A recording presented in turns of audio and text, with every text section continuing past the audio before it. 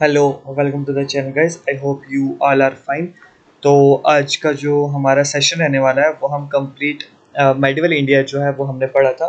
तो जितने भी मेडिवल इंडिया में हमारे जितने भी एमसीक्यूज़ बनते हैं, आज हम वो सारे एमसीक्यूज़ डिस्कस करेंगे। तो यहाँ से हमें पता चलेगा कि अब सब लोगों की मेडिवल इंडिया में, खासकर मेडिवल हिस्ट्री ऑफ इंडिया जो है, वो वाला जो टॉपिक है वो आपने कितना पढ़ लिया है। तो आज का सेशन हम शुरू करते हैं डायरेक्टली। तो अगर आप चैनल पे नए हैं तो चैनल को सब्सक्राइब करें, वीडियो पसंद आती है तो लाइक करें और शेयर करें। और अगर आपको ये वाली पीडीएफ चाहिए तो टेलीग्राम चैनल का लिंक डिस्क्रिप्शन में मिल जाएगा, आप टेलीग्राम ज्वाइन करके पीडीएफ ले सकते हैं। बाकी अगर आपको और मटेरियल चाहिए तो आप डिस्क्रिप्शन में ही जो है लिंक है एप्लीकेशन का, वहाँ से एप्लीकेशन डाउनलोड करके बाकी जो स्टडी मटेरियल है वो आपको एप्लीकेशन पे फ्री ऑफ कॉस्ट मिल जाएगा। तो अभी हम, अगर आप चैनल पे नए हो तो चैनल को सब्सक्राइब ज़रूर करें। तो अभी हम चलते हैं हम क्वेश्चन नंबर 1 पे। तो हम डिस्कस करते हैं कुछ important MCQs regarding medieval history of India. तो let's start. Who was the founder of slave dynasty in India?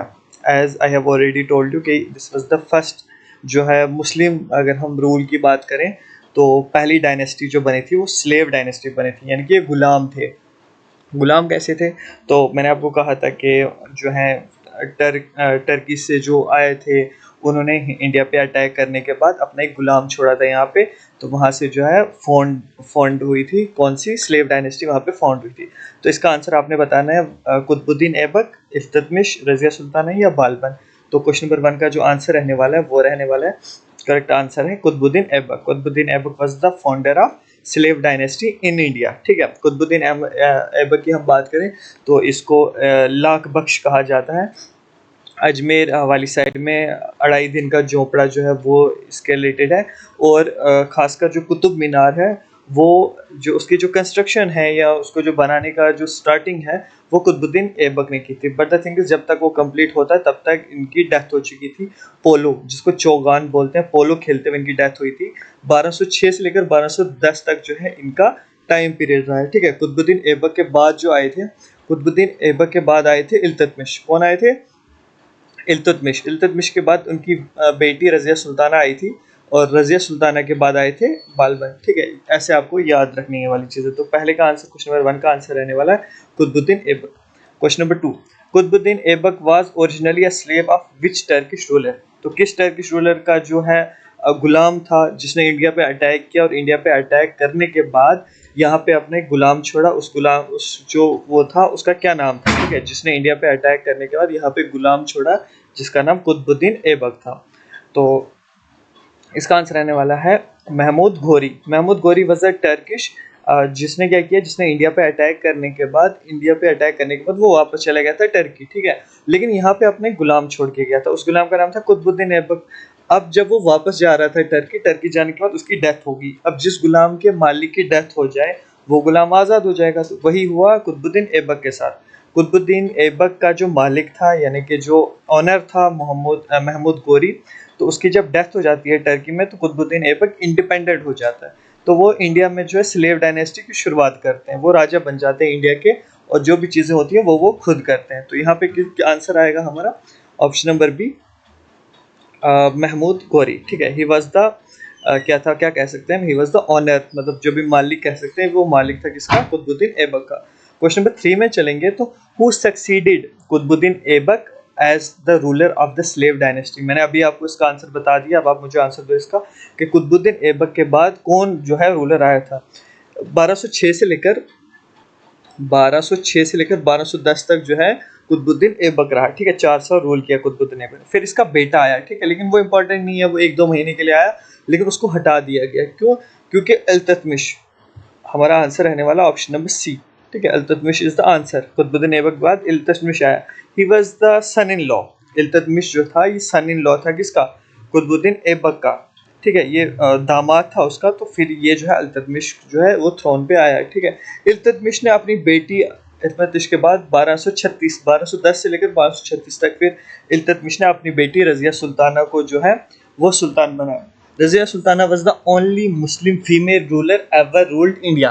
ठीक है, ये first and the last Muslim female ruler जो है वो रही है इंडिया की। ठीक है, अगर हम फीमेल रूलर की बात करें वो तो फिर इंदिरा गांधी भी रही हैं, ठीक है, वो फीमेल थी। बट अगर हम मुस्लिम की बात करें, he was the first and the only Muslim female ruler who ever ruled India, ठीक है।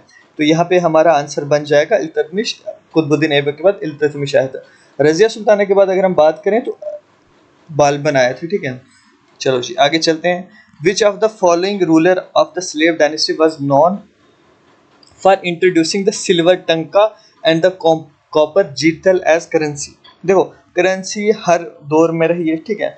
जैसे कि अगर हम करंट गवर्नमेंट की बात करें, नरेंद्र मोदी, 2016 में क्या हुआ था कि डिमोनेटाइजेशन हो गया था।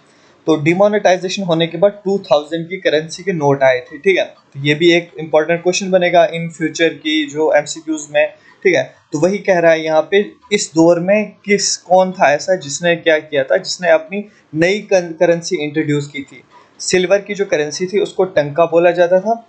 सिल्वर की जो करेंसी थी उसको टंका कहा जाता था, और जो कॉपर की थी उसको बोलते थे जीतल। ये आपने याद रखना, मैच ऑफ द फॉलोइंग में ऐसा क्वेश्चन बनता है, ठीक है। तो सिल्वर को बोलते थे टंका और कॉपर को बोलते थे जीतल। ये आपने याद रखने दोनों वर्ड्स। मैच मतलब मैच करने में भी आ सकता है। तो सिल्वर एस के साथ टी आता है, कॉपर के साथ जे आता है, जीतल। तो कौन थे ये वाले शख्स जिन्होंने ये वाली जो है करेंसी इंट्रोड्यूस करवाई थी? तो ऑप्शन है इल्तुतमिश, यानी कि डी ऑप्शन हमारा सही आंसर हो जाएगा यहाँ पे, ठीक है।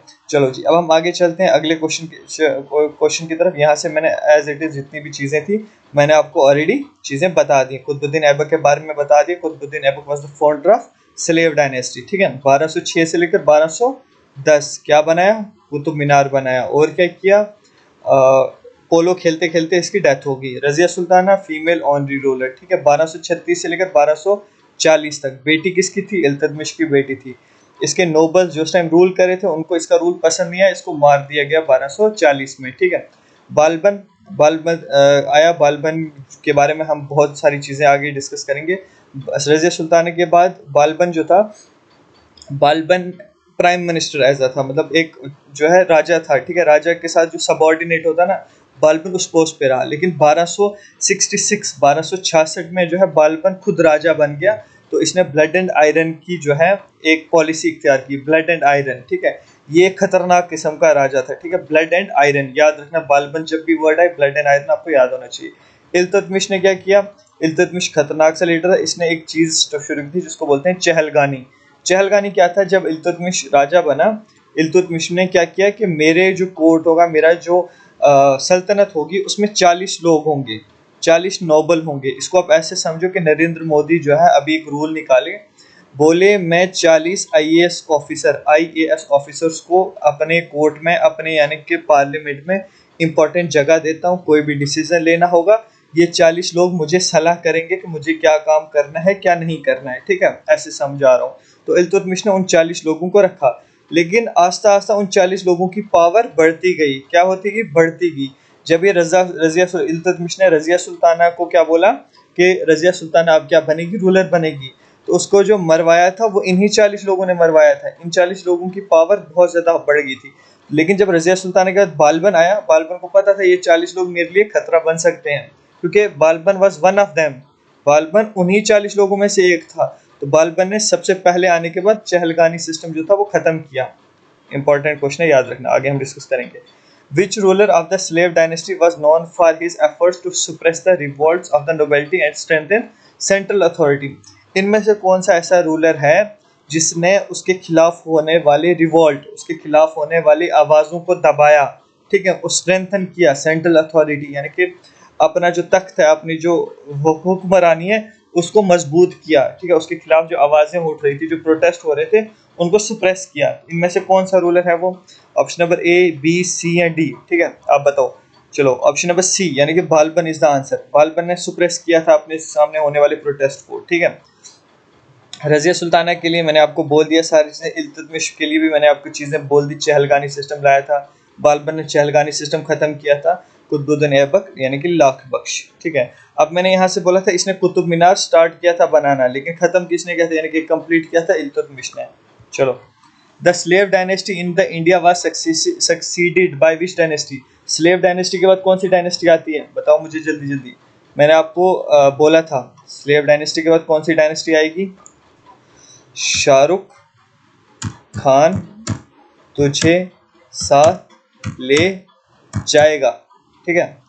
एज फॉर स्लेव डायनेस्टी, एक मिनट, शायद आपको दिख ना रहा हो, एक मिनट एक मिनट एक minute. S for slave dynasty, K for Khilji dynasty, T for Tughlaq dynasty, S for Sayyid dynasty, L for Lodhi dynasty. Important है, ठीक है, ट्रिक याद रखना है। शाहरुख खान तुझे साथ ले जाएगा, ये मतलब मेरी एक ट्रिक है, तो अगर आप पे काम आती है तो ठीक है। अब ये कह रहा है कि द स्लेव डायनेस्टी के बाद जो है कौन सी डायनेस्टी आई थी? खिलजी आई थी, तुगलक आई थी, लोधी आई थी, या मुगल आई थी? तो ट्रिक के अकॉर्डिंग आप आंसर दो, तो ऑप्शन नंबर ए हमारा आंसर रहेगा, खिलजी डायनेस्टी आई थी। कौन सा आया था? खिलजीज आए थे। शाहरुख खान यानी कि खिलजी, स्लेव के बाद खिलजी आए थे। ठीक है। अगला question, which of the following was not the ruler of slave dynasty? इनमें से स्लेव डायनेस्टी का रूलर कौन नहीं है? रजिया सुल्ताना, ये तो है स्लेव डायनेस्टी की। बलबन, ये भी है स्लेव डायनेस्टी की। जलालुद्दीन खिलजी, मोहम्मद बिन तुगलक, ये दोनों जो हैं ये स्लेव डायनेस्टी से नहीं हैं। तो अब अगर हम आगे बात करें, इसका ऑप्शन जो रहने वाला है सी और डी दोनों रहने वाला है, लेकिन यहाँ पे जो है आंसर में मोहम्मद बिन तुगलक दिया, लेकिन जलालुद्दीन खिलजी भी जो है ये स्लेव नहीं थे। ठीक है, चलो जी आगे चलते हैं। Who was the founder of the Khilji dynasty in India? Khilji dynasty का फाउंडर जो है वो कौन था इंडिया में? क्या वो अलाउद्दीन खिलजी था, जलालुद्दीन खिलजी था, कुतुबुद्दीन ऐबक था, या गयासुद्दीन खिलजी था? ठीक है, जल्दी जल्दी बताओ। जैसे ही अलाउद्दीन खिलजी की बात आए, आपको वो पद्मावत मूवी याद आ जानी चाहिए। पद्मावत मूवी देखी है ना, वो याद आना चाहिए। अलाउद्दीन खिलजी के साथ आपको दो चीज़ें याद रखनी है। पहली चीज़, अलाउद्दीन खिलजी के साथ आपने याद रखनी कि मार्केट रिफॉर्म्स। अलाउद्दीन खिलजी ने क्या किया था? मार्केट रिफॉर्म्स लाए थे, मतलब मार्केट में रिफॉर्म्स लाए थे, मार्केट को रेगुलाइज किया था। ठीक है, कि मार्केट में क्या प्राइस रहेगा, कैसी चीज़ें बेची जाएंगी, तो इसने उसके बारे में बहुत ज़्यादा काम किया था। दूसरा, इसका एक गुलाम था, इसका नाम था मलिक काफूर। याद है, मूवी में देखा होगा मलिक काफूर। उसको साउथ की तरफ भेजा था अटैक करने के लिए, कि साउथ की टेरिटरी को कैप्चर करने के लिए। ठीक है, ये दो चीज़ें। फिर इसने चेहरा और दाग सिस्टम लाया था। चेहरा और दाग सिस्टम क्या होता था? उस टाइम में आपको पता था, कोई फोटोग्राफ तो नहीं होता था कि आर्मी में कौन से लोग हैं उसकी फोटोग्राफ आईडी बना दो, क्यूआर स्कैनर बना दो, ऐसा कुछ नहीं था। लेकिन इसने जो है उनको आइडेंटिफाई करने के लिए चेहरा सिस्टम लाया था। ठीक है, आर्मी पर्सन जो है, इंसान जो है आर्मी वाला जो है, उसको जो है पहचानने के लिए इसने चेहरा सिस्टम लाया। और दाग सिस्टम क्या होता है? दाग होता है ब्रांडिंग। ब्रांडिंग मतलब एक घोड़ा है, घोड़े पे दाग लगेगा। दाग इन द सेंस एक लोहे को गर्म करे जाएगा, उस पर कुछ कोड्स लिखे होंगे, वो कोड जो है उसकी स्किन पे लगाए जाएंगे घोड़े के, तो वो घोड़े पे दाग लगेगा। उस दाग से घोड़े को पहचाना जाएगा कि हाँ ये भी हमारी आर्मी का घोड़ा है। ठीक है, ये किसने स्टार्ट किया था? अलाउद्दीन खिलजी ने, चेहरा और दाग सिस्टम। बाकी इसका आंसर क्या रहने वाला है? खिलजी डायनेस्टी किसने शुरू की थी? Jalaluddin Khilji. Option number B हमारा आंसर रहेगा। किसने स्टार्ट की थी? जलालुद्दीन खिलजी ने। चलो आगे चलते हैं। Dynasty, which dynasty is known for his conquest in the Deccan and the establishment of Delhi Sultanate dominance over southern India? अब यहाँ पे वही वाली चीज़ आ रही है कि किसने जो है कॉन्केस्ट किया था सदर्न को, यानी कि दक्कन वाले साउथ वाले पार्ट को, और डोमिनेट किया था दिल्ली में। ठीक है, साउथ इंडिया से। तो अब इसका आंसर रहने वाला अलाउद्दीन खिलजी। ठीक है, Alauddin Khilji is the answer. लेकिन अलाउद्दीन खिलजी ने ये काम खुद नहीं किया था। अलाउद्दीन खिलजी ने अपने गुलाम मलिक काफूर को भेजा था साउथ में। मलिक काफूर को साउथ में भेजा और कहा कि तुम साउथ से ये वाली चीज़ जीत के आओ। और मलिक काफूर अलाउद्दीन के कहने पर खिलजी डायनेस्टी के लिए साउथ को जीत के आया था। ठीक है, चलो अगला question. Which of the following was not a significant achievement of Alauddin Khilji? इनमें से कौन सी चीज़ जो है वो अचीवमेंट नहीं है अलाउद्दीन खिलजी की? ठीक है, establishment of strong administrative system, नहीं, ये तो उसका अचीवमेंट है, उसने एडमिनिस्ट्रेशन को स्ट्रॉन्ग किया था। कंक्वेस्ट ऑफ डेक्कन रीजन, ये तो हमने अभी डिस्कस किया, मलिक काफूर को इसने भेजा था और दक्कन रीजन को अपने अंडर लिया था। Introducing of the market control system, मैंने अभी बोला इसने मार्केट कंट्रोल सिस्टम लाया था, जिसको दीवाने रियासत बोलते हैं। ठीक है, मैं ये बात याद रखना, अलाउद्दीन खिलजी के मार्केट रिफॉर्म्स बहुत ज़्यादा फेमस है और क्वेश्चन पूछा जाता है। अब उसके बाद आता है कंस्ट्रक्शन ऑफ कुतुब मीनार, ये तो है नहीं, कुतुब मीनार किसने बनाया था? कुतुबुद्दीन ऐबक ने। और कंप्लीट किसने करवाया था? इल्तुतमिश ने। ठीक है, आपको याद रखना है। लेकिन ये ऑप्शन हमारा आंसर रहने वाला है डी। ये जो डी वाला काम है ये अलाउद्दीन खिलजी ने नहीं करवाया था। चलो, construction of Qutub Minar, option D हमारा करेक्ट आंसर हो जाएगा। Next question, which Mongol invader was defeated by Alauddin Khilji in the famous battle of Kili near Delhi. Battle of किली जो हुई थी वो अलाउद्दीन खिलजी और किस किस के दरमियान हुई थी? चंगेज खान के दरमियान। सॉरी, ऑप्शन नंबर, हाँ चंगेज खान था। ऑप्शन नंबर ए और ऑप्शन नंबर सी दोनों में चंगेज खान लिखा हुआ है, तो हमारा ऑप्शन नंबर जो भी है, लेकिन चंगेज खान आंसर रहेगा। तो यहाँ से आपका क्वेश्चन क्या बना? अलाउद्दीन खिलजी और चंगेज खान के बीच में जो जंग हुई थी उसको बोलते हैं बैटल ऑफ किली। क्या बोलते हैं? बैटल ऑफ किली, जो कहाँ हुई थी? दिल्ली के पास में हुई थी। तो अलाउद्दीन खिलजी ने किसको हराया था? चंगेज खान को, जो मंगोलों का लीडर था। चलो, who was the founder of Tughlaq dynasty in India? Tughlaq dynasty का फाउंडर कौन था? क्या वो गयासुद्दीन तुगलक था, मोहम्मद बिन तुगलक था, फिरोज शाह तुगलक था, या खिज्र खान था? और जल्दी से मुझे आंसर दो। आंसर इसका होने वाला है Ghiyasuddin Tughlaq was the founder of Tughlaq dynasty. ठीक है। अब अगर हम आगे बात करें, मोहम्मद बिन तुगलक था, इसको वाइजेस्ट, मतलब ये बहुत पढ़ा लिखा इंसान था, लेकिन बहुत कुछ ऐसे डिसीजन लिए थे इसने जिसके इसको सबसे ज़्यादा बेवकूफ़ राजा के टाइटल इसको मिला है, यानी कि सबसे गलत डिसीजन लेने वाला, वो वाली चीज़ें इसको मिली हैं। ठीक है, अभी हम आगे डिस्कस करेंगे। तो मैंने जैसे कि कहा कि टेलीग्राम और एप्लीकेशन का लिंक आपको डिस्क्रिप्शन बॉक्स में मिल जाएगा। बाकी अगर आप चैनल पे नए हो तो चैनल को सब्सक्राइब कर दो। नेक्स्ट हम चलें, Ghiyasuddin Tughlaq establish his capital at. Ghiyasuddin Tughlaq ने अपनी कैपिटल जो है कहाँ पे एस्टैब्लिश की थी? यहाँ पे आ रहा है ऑप्शन दौलताबाद। ठीक है, यहाँ पे इस क्वेश्चन में थोड़ा सा मुझे लग रहा है कि थोड़ा सा एरर है। गयासुद्दीन तुगलक की जगह मोहम्मद बिन तुगलक आना चाहिए। ठीक है, मोहम्मद बिन तुगलक आएगा। कि उसने क्या कर दिया था, वो पढ़ा लिखा इंसान था, ठीक है, लेकिन फिर भी उसने कैपिटल जो है दिल्ली से दौलताबाद शिफ्ट करी। अब उसने क्या किया, उसने रिसर्च नहीं करी कि दौलताबाद एक अच्छी जगह है या नहीं है। देखो, इंडिया ऐसे है, ठीक है, दिल्ली जो है यहाँ पे है। अब यहाँ से तो वो नॉर्थ इंडिया को अच्छे से रूल कर रहा है, इस वाले पार्ट को तो अच्छे से रूल कर रहा है, लेकिन साउथ में वो रूल कर नहीं पा रहा। उसने क्या किया, उसने कहा कि मैं कैपिटल को यहाँ से लेकर यहाँ पे शिफ्ट करता हूँ दौलताबाद में, यहाँ से मैं नॉर्थ को भी रूल कर पाऊंगा, साउथ को भी रूल कर पाऊंगा। लेकिन उसको ये समझ नहीं आई कि जब मैं कैपिटल शिफ्ट कर लूंगा तो दौलताबाद में क्या मेरी कैपिटल चल पाएगी? 2 साल वहां रहने के बाद उसको वहां पानी की प्रॉब्लम आई, वेदर की प्रॉब्लम आई, सारी प्रॉब्लम आई। तो उसने 2 साल के बाद अपने लोगों से कहा चलो वापस दिल्ली चलते हैं। तो ऐसे कुछ डिसीजन थे उसके, जिससे क्या हुआ कि उसको बोला जाता है बेवकूफ़ राजा बोला जाता है। उसने टोकन करेंसी इंट्रोड्यूस की। टोकन करेंसी समझते हो? टोकन करेंसी, मान लो कि मोदी क्या करे कि आज ही मोदी जी एक प्राइम मिनिस्टर ऑफ इंडिया एक रूल निकाले, बोले आज के बाद हम सिल्वर, हाँ सिल्वर भी नहीं, मान लो वो बोले कि प्लास्टिक की करेंसी आज के बाद यूज होगी। ठीक है, प्लास्टिक की करेंसी। अब लोग क्या करेंगे, घर पे करेंसी बनाना स्टार्ट करेंगे, प्लास्टिक का वो सिक्का बनाना, कॉइन बनाना स्टार्ट कर देंगे। वही उस टाइम भी हुआ, टोकन करेंसी लोगों ने घर पे बनाना स्टार्ट कर दी तो इकोनॉमी क्रैश होगी। तो ये भी इनका एक बहुत गंदा वाला डिसीजन था। चलो, which ruler of Tughlaq dynasty is known for his ambitious but failed experiment of shifting the capital from Delhi to Daulatabad? इसका ऑप्शन हमारे पास मोहम्मद बिन तुगलक रहने वाला है। ठीक है, यही वो पर्सन था जिसने अपना एक ऐसा एम्बिशियस बट फेल्ड एक्सपेरिमेंट किया था कि मुझे कैपिटल दिल्ली से दौलताबाद शिफ्ट करनी है। Mohammad bin Tughlaq is also known for introducing which of the following reform? इनमें से कौन सा रिफॉर्म के लिए वो जाना जाता है? टोकन करेंसी, जैसे कि मैंने आपको अभी बोला। ठीक है, सबसे पहले तो मोहम्मद बिन तुगलक है जिसने कैपिटल शिफ्ट करी। ठीक है, दूसरा इसने क्या काम किया, टोकन करेंसी लाई। टोकन करेंसी लोगों ने घर में बनाना स्टार्ट कर दी। मान लो आरबीआई बोले आज के बाद हम जो नॉर्मल पेज है उस पे नोट बनाएंगे, तो लोग घर पे नोट बनाना स्टार्ट कर देंगे, तो इकोनॉमी की तो ऊपर की नीचे हो जाएगी ना। तो वही वाला मसला यहाँ पे हो गया था। चलो, who was the founder of Lodhi dynasty in India? Lodhi dynasty किसने बनाई थी? लोधी डायनेस्टी के फाउंडर कौन थे? क्या वो इब्राहिम लोधी था, सिकंदर लोधी था, बहलोल लोधी था, या अलाउद्दीन लोधी था? ठीक है, अलाउद्दीन लोधी नाम का तो कोई शख्स था नहीं, छोड़ इसको बाहर कर दो। ठीक है, सिकंदर लोधी वो था जिसने आगरा सिटी फाउंड की थी। क्वेश्चन बनेगा हु फाउंड आगरा सिटी, तो सिकंदर लोधी। दिल्ली कैपिटल थी, इसने दिल्ली से आगरा कैपिटल शिफ्ट की थी।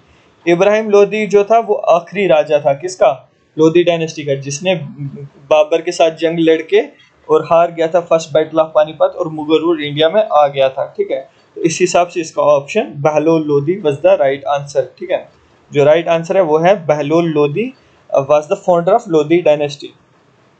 और गज सिकंदरी, गज पता किसको बोलते हैं? गज कश्मीरी अगर कोई होगा तो वो समझ गया होगा। गज बोलते हैं मेजरमेंट का एक लेवल होता है, ठीक है। जैसे हमारा स्केल है ना, स्केल फुटा, तो स्केल जो होता है स्केल को हम गज भी बोल सकते हैं। तो इसने जो अपना स्केल निकाला था उसको बोलते थे स्केल सिकंदरी। आप अगर मैं ऐसे बोलूँ स्केल सिकंदरी मतलब गज सिकंदरी के नाम से इसने एक मेजरमेंट अपनी निकाली थी। इब्राहिम लोदी, जैसे कि मैंने आपको बोला ही कि उसकी जंग हुई थी first battle of Panipat, Ibrahim Lodi versus Babur, और बाबर जीत गया था, मुगल रूल इंडिया में आ गया था। पहलो लोदी मैंने कहा फाउंडर था, ठीक है। Who was the last ruler of Lodi dynasty who faced defeat against Babur in the first battle of Panipat? इनमें से कौन सा लोदी रूलर है जिसने बाबर से मार खाई, यानी कि बाबर से हार गया था फर्स्ट बैटल ऑफ पानीपत में? मैंने अभी आपको बोला, अभी आप इसका आंसर दो मुझे, ठीक है। क्या वो बहलोल लोदी है, सिकंदर लोदी है, इब्राहिम लोदी है, या दौलत खान लोदी है? चलो मैं पहले आपको दौलत खान लोदी की बात बताता हूँ, ठीक है। इसका आंसर रहने वाला इब्राहिम लोदी, ठीक है। इब्राहिम लोदी जो है ये लोदी डायनेस्टी से था और ये दिल्ली को रूल कर रहा था मजे से, इसको मजे आ रहे थे। दौलत खान लोदी जो है ये पंजाब को रूल कर रहा था। दोनों में लोदी लोदी मतलब ये रिश्तेदार हुए आपस में, चाचा भतीजा थे, ठीक है। लेकिन दौलत खान लोदी को देखा नहीं गया सामने वाले के, इसलिए मैं रिश्तेदारों को का बोल रहा हूँ ना, रिश्तेदार बड़े खराब होते हैं, ठीक है।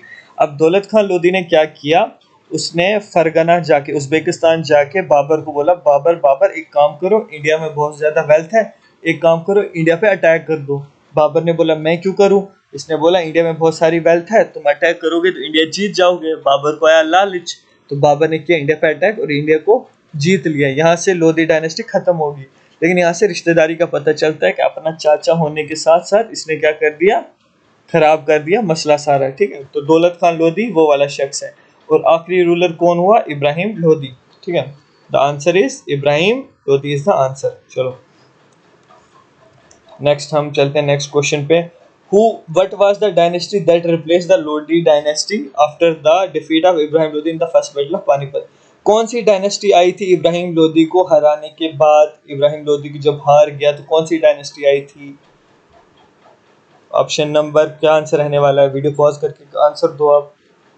Option number yes, D is the right answer. Mughal dynasty आई थी, ठीक है। इब्राहिम लोदी को हराने के बाद मुगल डायनेस्टी आई थी जिसके फाउंडर थे बाबर। कौन थे? Babar. 1526। Who was the founder of Mughal dynasty in India? Babar. कौन था फाउंडर? बाबर था। 1526 से लेकर 1530 तक इसने राज किया था। यहाँ पे जो मेरी ट्रिक यहाँ पे है वो मेरी ट्रिक कौन सी है? एक मिनट जस्ट अ सेकंड, मैं आपको अपनी ट्रिक बताता हूँ मुगल्स को मैं कैसे याद करता हूँ। तो मुगल्स को मैं जो याद करता हूँ वो याद करता हूँ, जस्ट अ सेकंड।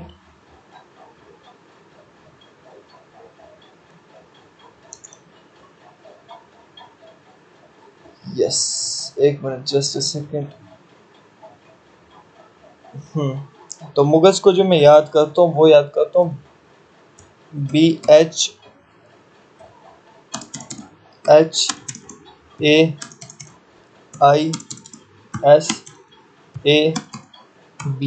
भाई साहब, आपने क्या लिखना है? भाई साहब लिखना है। क्या लिखना है? भाई साहब। अब मैं आपको बताता हूँ मुगल्स कैसे थे, ठीक है। सबसे पहला आता है बाबर, बी से बाबर, फिर उसके बाद आता है एच से हुमायूं, ए से अकबर। अकबर के बाद आई को आपने जे बनाना है, मतलब आई को आपने जे की शेप देनी है, यह है जहांगीर। जहांगीर के बाद शाहजहां, ठीक है। फिर उसके बाद औरंगजेब, फिर उसके बाद बहादुर शाह, ठीक है। कितने लोग हो गए? सारे वो एंड टू एंड हो गए। बाबर था 1526 से लेकर 1530। हुमायूं था 1530 से लेकर 1540। अकबर था 1556 से लेकर 1605 तक, ठीक है। फिर उसके बाद जहांगीर रहा 1605 से 1627 तक। शाहजहां रहा 1627 से 1656 तक। 1656 से लेकर औरंगजेब रहा 1707 तक। फिर 1707 से लेकर 14 तक रहा, आई थिंक 12 तक रहा, 12 तक रहा बहादुर शाह। तो ऐसे आपको याद करनी है ये सारी चीज़ें, जैसे मैंने याद रखी हैं ऐसे आपको भी याद होनी चाहिए। तो who was the founder of Mughal dynasty? Babur. चलो जी। Which Mughal ruler is known for his policy of religious tolerance and the prominent of art and culture? Religious tolerant कौन था इन सब में से, जो बहुत ज़्यादा टॉलरेंट था, यानी कि रिलीजन के नाम पे बहुत ज़्यादा टॉलरेंट था, यानी कि हर रिलीजन की कदर करता था, इंपॉर्टेंस करता था? तो सिंपली हमारा आंसर क्या रहने वाला है? अकबर। अकबर का आपने देखा होगा, अकबर ने जोधाबाई से शादी की थी, शिवाजा हिंदू, ठीक है। तो अब यहाँ से क्या मिलता है हमें कि हाँ ये वाली चीज़ें ही। अब यहाँ पे अकबर जो है हमारे जम्मू कश्मीर के लिए भी इम्पोर्टेंट हो जाता है, क्योंकि अकबर ने जम्मू एंड कश्मीर को कैप्चर किया था। जम्मू एंड कश्मीर में कौन सी डायनेस्टी थी? चक डायनेस्टी। यूसुफ शाह चक को इसने मरवा दिया था बिहार में। यूसुफ शाह चक वाज द हस्बैंड ऑफ, ये मुझे आप कमेंट में बताओगे, क्योंकि मैंने जम्मू एंड कश्मीर की हिस्ट्री जब बताई थी तो ये वाले सारे पॉइंट्स हमने डिस्कस किए थे। अकबर ने 1586 में जम्मू कश्मीर को अपने अंडर लिया था। 1586 1586 में Kashmir became the part of Mughal rule, Mughal dynasty. Aurangzeb, मैंने आपको बताया था इसको बोलते हैं बुत शिकन, ठीक है। और बुत शिकन ऑफ जम्मू एंड कश्मीर किसको बोलते हैं ये आप मुझे बताओगे। शाहजहां, शाहजहां का बेटा दारा शिकोह, जिसके लिए शाहजहां ने कश्मीर में चश्मे शाही बनवाया, और इसके बेटे दारा शिकोह ने क्या बनाया? परी महल बनाया। अकबर के बारे में आपको पता ही है। अकबर के बाद आता है जहांगीर। जहांगीर ने शालीमार बाग बनाया अपनी नूरजहां जो वाइफ थी उसके लिए। नूरजहां का एक भाई था जिसका नाम था आसिफ खान। आसिफ खान ने क्या बनाया? निशाद बाग बनाया। ऐसे आपको चीजें याद होनी चाहिए। चलो नेक्स्ट चलते हैं। वंस अगेन चैनल पे नए हो तो चैनल सब्सक्राइब कर देना। चलो, who was the wife of emperor Shah Jahan for whom the Taj Mahal was built? Taj Mahal बनाने जिसके लिए बना गया था उसका नाम क्या था? क्या वो नूरजहां थी, मुमताज महल थी, जहान आरा बेगम थी, या नूरुन्निसा थी? तो उस सबको पता होगा मुमताज महल के लिए ताजमहल बनाया गया था, जो बीवी थी शाहजहां की, ठीक है। Option number B. चलो question number next, which Mughal ruler is known for his imposition of jizya tax and his policies of religious intolerance? Tolerance तो हमें पता है, टॉलरेंट कौन था? अकबर था। उसने जजिया खत्म किया। देखो जजिया एक टाइप का टैक्स होता है, मैंने पहले भी आपको पढ़ाया था, जजिया एक टाइप का टैक्स होता है। जब भी कहीं पे मुस्लिम रूल होता है तो जो नॉन मुस्लिम होते हैं उनको एक टैक्स देना पड़ता है फॉर बीइंग नॉन मुस्लिम, ठीक है। जो मुस्लिम होते हैं, मुस्लिम एक टैक्स देते हैं जिसको बोलते हैं ज़कात, ठीक है। उनकी जितनी भी प्रॉपर्टी है हर साल उनको 2.5% क्या देना पड़ता है? ज़कात देनी पड़ती है, well for the welfare of society. Society के वेलफेयर के लिए वो ज़कात देते हैं अपनी वेल्थ का 2.5%, चाहे वो कुछ भी हो। और जो जब ये रूल हो रहा था इनका, मुगल रूल यानी कि मुस्लिम रूल था, उस टाइम पे नॉन मुस्लिम यानी कि उसमें हिंदूज, सिख, क्रिश्चियन, जो भी रिलीजन हो उन लोगों को भी एक टैक्स देना पड़ता था। उस टैक्स का नाम था जजिया। लेकिन इस टैक्स में कुछ चीजें एग्जेम्प्टेड थी। कौन कौन थी? एक तो वुमेन को टैक्स नहीं देना पड़ता था, चाहे वो लड़की हो, बड़ी हो, बूढ़ी हो, वटएवर, ठीक है। वुमेन टैक्स नहीं भरती थी। बच्चे टैक्स नहीं भरते थे। और कौन नहीं भरते थे? और जो डिसेबल लोग होते थे, ये 3 लोग जो थे ये टैक्स नहीं भरते थे। इन 3 लोगों को जो है एग्जेम्प्ट किया था, यानी कि इन 3 लोगों को से जजिया नहीं लिया जाता था। कौन कौन? वुमेन, बच्चे, और साथ में तीसरी चीज क्या थी? डिसेबल लोग, ठीक है। तो जो जजिया था उसको इम्पोज किया था किसने? यहाँ पे बात हो रही है, अकबर ने तो टॉलरेंट किया था, लेकिन अकबर ने तो जजिया खत्म किया था। यहाँ बात हो रही है जजिया किसने लागू किया था? तो वो औरंगजेब ने लगाया था। औरंगजेब ने कहा था जजिया लगाओ, और साथ में इंटॉलरेंट था। इंटॉलरेंट यानी कि ये मतलब जुल्म करता था, जुल्म किया है इसने किस पे? नॉन मुस्लिम्स पे। तो ऐसा हिस्ट्री में आता है, ठीक है। हिस्ट्री में इसको बुत शिकन के नाम से कहा जाया गया है, destroyer of idols. Idols destroy किए इसने, ठीक है। फिर उसके बाद चलो next, the Mughal painting reached its zenith, ठीक है, during the reign of which Mughal emperor? पिछली बार जो केएस का एग्जाम हुआ था वहां पे इस क्वेश्चन को वहां पे पूछा गया था कि किसके जो है रूल में जो है पेंटिंग जो है पेंटिंग वो टॉप पे पहुंची थी, पीक पे पहुंची थी, क्लाइमेक्स पे पहुंची थी। तो कौन सा राजा ऐसा है जो जाना जाता है अपनी पेंटिंग्स के लिए? तो वो जाना जाता है जहांगीर, ठीक है। इसका ऑप्शन रहने वाला है जहांगीर। शाहजहां को कहते हैं golden period of Mughal architect, ठीक है, golden period of Mughal architect, क्योंकि शाहजहां के टाइम पे लाल किला बना दिल्ली में, जामा मस्जिद बनी, ताजमहल जैसी चीज बनी, तो इसलिए इसको मुगल आर्किटेक्ट का गोल्डन पीरियड कहा जाता है। इसका ऑप्शन क्या रहेगा पेंटिंग के लिए? जहांगीर। फिर उसके बाद who was the famous court historian of Akbar's ने known for his work Akbarnama? अब यहाँ पे कोर्ट हिस्टोरियन कौन रहा है अकबर के टाइम पे और जिसने क्या किया है? जिसने अकबरनामा लिखी है। तो आपको पता होना चाहिए अकबरनामा किसने लिखी है। अकबरनामा के लिए option number C is the right answer, Abul Fazl ने अकबरनामा लिखी है। नेक्स्ट, ही the Mughal ruler, the Mughal empire began to decline of the reign of which ruler? किस रूलर के बाद जो है मुगल एम्पायर जो है, मुगल एम्पायर जो है वो डिक्लाइन हो गया था, यानी कि डिक्लाइन होने की कगार पे आ गया था कि हाँ पहले जो है मुगल जो रूल था वो ऐसे चल रहा था, ऐसे।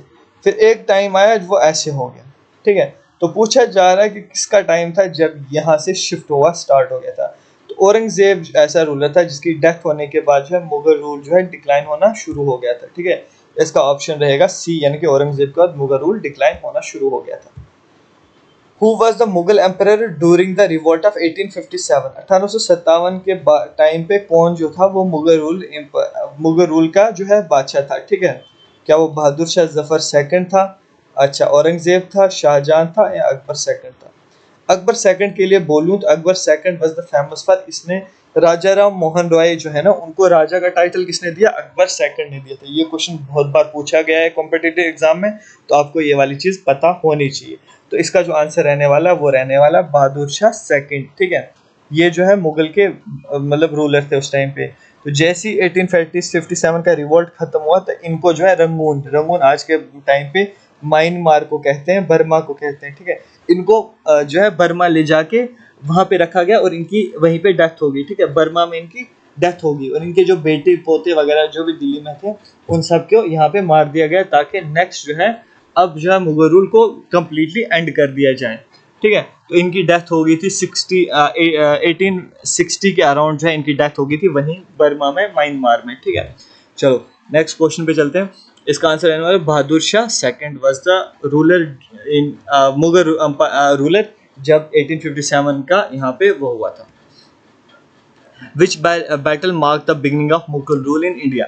किस बैटल्स को कहा जाता है कि वहां से जो है मुगल रूल जो है इंडिया में मुगल रूल जो है इंडिया में शुरू हुआ था? किस बैटल को कहा जाता है? तो इसका आंसर आप दो मुझे कि बैटल ऑफ पानीपत, खानवा, हल्दीघाटी या तलाई कोटा।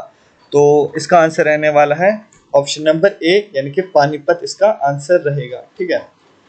बैटल ऑफ खानवा जो है ये बाबर ने लड़ी थी, ठीक है। फिर उसके बैटल ऑफ हल्दीघाटी ये अकबर ने लड़ी थी। बैटल ऑफ तलाई कोटा ये भी अकबर ने लड़ी थी। बैटल ऑफ खानवा जो है ये किस किस के साथ लड़ी गई थी, ठीक है, ये आपने मुझे बताना है। बैटल ऑफ खानवा जो है ये बाबर ने किसके साथ लड़ी थी? ये लड़ी थी राणा सांगा ऑफ मेवाड़ के साथ। फिर उसके बाद आता है the battle of Haldighati was fought between Akbar and और किसके साथ? Battle of Haldighati. Battle of Haldighati लड़ी थी राणा प्रताप ऑफ मेवाड़ के साथ, ठीक है। फिर उसके बाद अगर हम आगे चलें, who was the opponent of Humayun in the battle of Chausa? देखो हुमायूं ने दो बैटल्स लड़ी, बैटल ऑफ चौसा और बैटल ऑफ कन्नौज, 1539 एंड 1540, 1539 1540। तो ये जब दो बैटल हुई थी ये सैम रूलर के साथ हुई, और फिर 1540 में जो बैटल ऑफ कन्नौज हुई थी उसमें हुमायूं को ईरान भागना पड़ा था जान बचा के, ठीक है। तो ये हुई थी उसकी शेरशाह सूरी के साथ। The battle of Buxar in 1754 result in the British East India Company gaining control over Bengal. तो बैटल ऑफ बक्सर कब हुई थी? 1764 में। इंपॉर्टेंट है, क्यों इंपॉर्टेंट है? क्योंकि इसमें हिंदुस्तान के मान लो बड़े बड़े तीन रूलर्स थे। एक राजा था बंगाल का, एक राजा था अवध का, एक राजा था मुगलों का। किसके अगेंस्ट लड़ रहे थे? अंग्रेजों के खिलाफ। और अंग्रेजों ने इन तीनों को हरा दिया था, ठीक है। और क्या जीत लिया था? बंगाल जीत लिया था। चलो फिर उसको, who author the famous Persian book Tuzuke Baburi? Tuzuke Baburi जो है ये किसने लिखी है? Autobiography of Mughal emperor Babur, ठीक है। तुजुके बाबरी किसने लिखी है? बाबर ने खुद लिखी है, ऑटोबायोग्राफी है। आईने अकबरी जो है अकबर एडमिनिस्ट्रेशन का एक डिटेल्ड हमारी बुक मिलती है, इसको किसने लिखा है? ठीक है, इसको अबुल फजल ने लिखा है। Who author the famous Sufi text Fusus al Hikam the bezels of wisdom? ये किसने लिखी है? ये आप मुझे बताओ, ये किसने लिखी है? क्या ये इब्ने सीना ने लिखी है, या इब्ने खल्दून ने लिखी है, इब्ने अरबी ने लिखी है, या बरूनी ने लिखी है? तो ये बुक लिखी है इब्ने अरबी ने। कौन सा? फसूस अल हिकाम। तवारीख हिंद किसने लिखी है? तवारीख हिंद किसकी बुक है? याद रखना, तवारीख हिंद जो बुक है ये है अल बरूनी की। किसकी? अल बरूनी की। ये जितनी भी बुक्स है सारी इंपॉर्टेंट है जेके एसएसबी एग्जाम के लिए। आप किसी भी एग्जाम की तैयारी कर रहे हो, ये सारे जितने भी एमसीक्यूज मैं डिस्कस कर रहा हूँ मेडिवल इंडिया के, तो ये सारे आपको अच्छे से पता होने चाहिए। चलो, who was the author of poem Padmavat which narrates the story of Rani Padmavati and Alauddin Khilji? Alauddin Khilji की जो आपने वो देखी है, मूवी देखी है, तो उसके जो राइटर हैं या इसकी जो स्टोरी है वो किसने बयान की है? वो स्टोरी बयान की है Malik Mohammad Jayasi. Option number B is the right answer. The treatise Fatuhul Mulhim was written by, Fatuhul Muhim जो है ये बुक किसने लिखी है? आंसर दो आप ए बी सी डी, इसका ऑप्शन डी रहने वाला है अमीर खुसरो। अच्छा फिर है Nal Damayanti is a famous work attributed to, Nal Damayanti जो है ये बुक किसने लिखी है, ये किसका फेमस वर्क है? तो ये है अमीर खुसरो का, ठीक है। Rekhta literature primarily originate in which language, Rekhta जो है एक लिटरेचर की एक किस्म है, लिटरेचर एक एग्जांपल है, एक टाइप है, ये किस लैंग्वेज में है?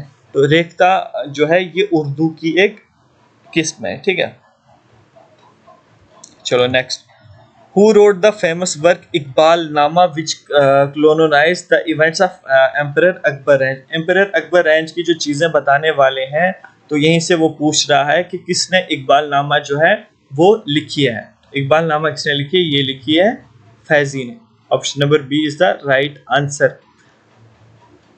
तोहफतुल मुल्क वाज ऑथर्ड बाय, तोहफतुल मुल्क जो है ये किसने लिखी है? तोहफतुल मुल्क, तोहफतुल मुल्क जो है ये लिखी है अमीर खुसरो ने। The work Shahnameh was authored bye, Shahnameh जो है ये किसने लिखा है? ये लिखा है फिरदौसी ने। Option number C is the right answer. Next, who founded the Brahmo Samaj, one of the earliest socio religious reform movement in India. अब हम मॉडर्न इंडिया की तरफ बढ़ रहे हैं, तो ये जो क्वेश्चंस हैं ये सोशो रिलीजियस रिफॉर्म्स और मूवमेंट्स पे हैं, जो कि एग्जामिनर बहुत ज़्यादा क्वेश्चंस पूछता है। तो ब्रह्मो समाज किसने फाउंड किया था? राजा राम मोहन रॉय ने। जैसे कि मैंने आपको बोला था, राजा राम मोहन रॉय को राजा का टाइटल किसने दिया था? अकबर द सेकंड ने, ठीक है। स्वामी विवेकानंद ने क्या कौन सी जो है इनकी है? इनका है रामकृष्ण मिशन, ठीक है। दयानंद सरस्वती ने आर्य समाज को जो है फाउंड किया था। The Arya Samaj, sorry, advocate in the reform society was found by, अभी मैंने आपको ऊपर बोल दिया। तो आर्य समाज किसने फाउंड किया था? तो स्वामी दयानंद सरस्वती ने। राजा राम मोहन ने ब्रह्मो समाज और विवेकानंद ने रामकृष्ण मिशन किया था लॉन्च, ठीक है। The Aligarh movement, Aligarh movement जो है ये मुस्लिम्स में एक इम्पॉर्टेंट मूवमेंट है। इसमें जो है अलीगढ़ मुस्लिम यूनिवर्सिटी जो आज है, इसको एक मदरसे के तौर पे, इसको एक छोटे से स्कूल के तौर पर जो स्टार्ट किया था, वो किसने स्टार्ट किया था? सर सैयद अहमद खान ने। इस मूवमेंट को अलीगढ़ मूवमेंट बोलते हैं। सर सैयद अहमद खान का कहना था कि मुसलमानों तुम बहुत पीछे हो, तुम लोगों पे जुल्म हो रहा है क्योंकि तुम अनपढ़ हो, मतलब तुम पढ़े लिखे नहीं हो। एक काम करो, तुम क्या करो, तुम तालीम हासिल करो, तुम एडुकेटेड बनो, तो तब जाके तुम्हारी इज्जत होगी, तुम्हें लोग जानेंगे, तुम पे जुल्म कम होगा। तो इससे क्या हुआ, लोगों ने उसको कहा कि ये अंग्रेजों के तरफ से है, अंग्रेजों की तरफदारी करते हैं, ये गद्दार है, ठीक है। चलो नेक्स्ट हम चलते हैं। Who was the founder of Ramakrishna mission aim to revival of Hinduism and spread of Vedanta philosophy. तो ऐसा कौन सा जो शख्स है जिसने रामकृष्ण मिशन को शुरू किया था, जिसमें हिंदुइज्म को रिवाइव करने की बात की और वेदांता की फिलोसफी को स्प्रेड करने की बात की गई?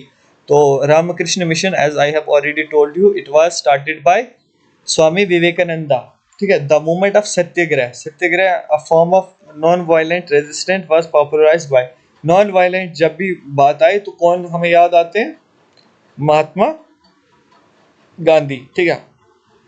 Who founded the Theosophical Society aimed to promoting the study of comparative religion, philosophy and science? Theosophical Society जो है ये की थी एनी बेसेंट ने, ठीक है। ये आयरलैंड से एक लेडी आई थी इंडिया, तो इन्होंने यहाँ पे थियोसॉफिकल सोसाइटी की फाउंड की थी, ठीक है। इसका इंडियन हिस्ट्री में काफ़ी अहम जो है रोल है। The Ravi Dasa movement emphasis on equality and social justice traces its originate in the teachings of, जो रविदासा मूवमेंट है ये गुरु रविदास से शुरू होती है। Option B is the right answer. Who founded the Servants of India Society aimed at promoting social and political reforms in India? तो जो इसका आंसर रहने वाला है वो रहने वाला option number B, Gopal Krishna Gokhale, ठीक है। ये एक इंपॉर्टेंट क्वेश्चन है, आपको याद होना चाहिए। नेक्स्ट हम चलते हैं, the sepoy mutiny 1857 also known as Indian rebellion of 1857 started from which Indian city? तो जो 1857 की जो म्यूटिनी हुई थी वो कहाँ से शुरू हुई थी? तो वो ऑप्शन नंबर सी, मेरठ से शुरू हुई थी, ठीक है। अब हम नेक्स्ट क्वेश्चन पे चलते हैं। The immediate cause of sipahi mutiny of 1857 was which type of cartridges?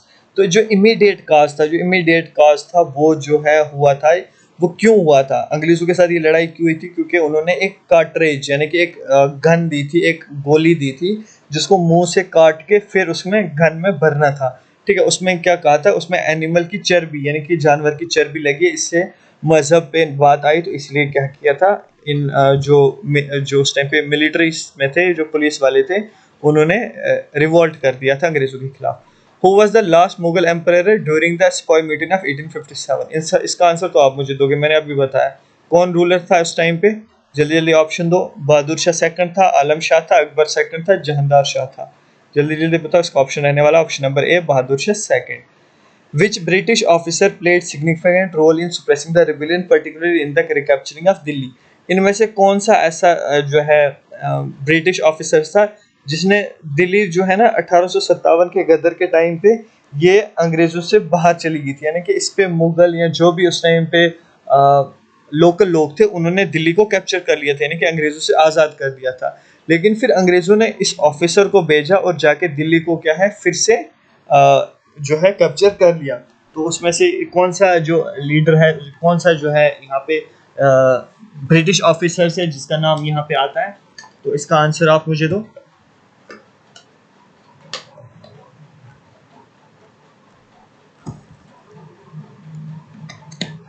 तो इसका जो आंसर रहने वाला है वो आंसर रहने वाला है option number B, sir Colin Campbell. Campbell जो थे इन्होंने दिल्ली को रिकैप्चर किया था जो कि अंग्रेजों के हाथ से निकल चुकी थी।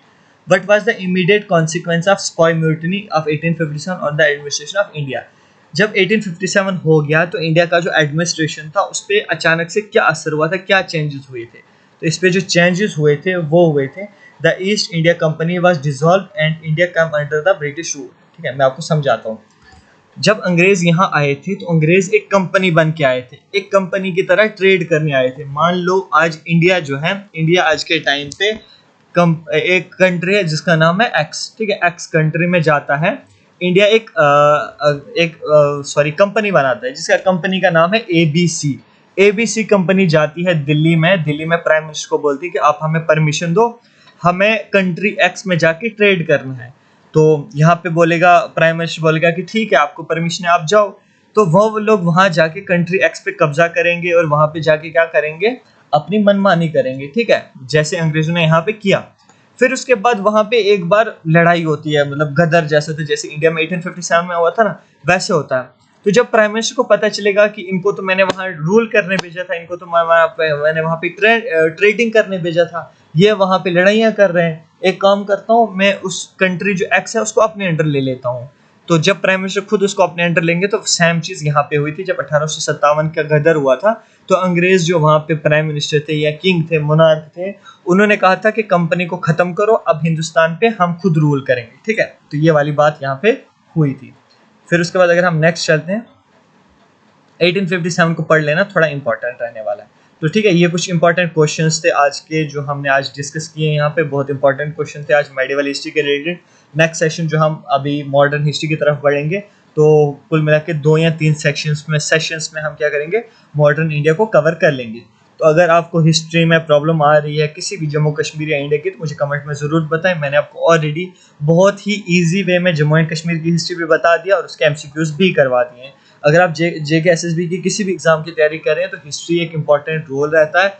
तो अगर आपको हिस्ट्री में प्रॉब्लम आ रही है, मैंने बहुत ही आसानी के साथ बहुत ही ईजी वे में हिस्ट्री समझा दी है। फिर भी आपको समझ नहीं है, आप कमेंट कर सकते हो कि आपको कहाँ प्रॉब्लम आ रही है। तो मैं एक एंड वाला जो सेशन है वो उसमें मैं वो वाले डाउट्स क्लियर करूंगा जो बच्चों को समझ नहीं आए, ताकि मेरा मोटिव ये है कि जो मैं लेक्चर डालूं उससे बच्चों को अच्छे से समझ आ जाए। ठीक है, तो बाकी अगर आप चैनल पे नए हो तो चैनल सब्सक्राइब करो। आप मुझे बताओ कि आपको ये वाला सेशन कैसा लगा और मेरे सेशंस जितने भी मैं पढ़ा रहा हूँ इस यूट्यूब चैनल पे, वो वाले आपको सेशंस कैसे लग रहे हैं। ठीक है, रिव्यू तो बनता है। बाकी टेलीग्राम और एप्लीकेशन का लिंक आपको डिस्क्रिप्शन बॉक्स में मिल जाएगा।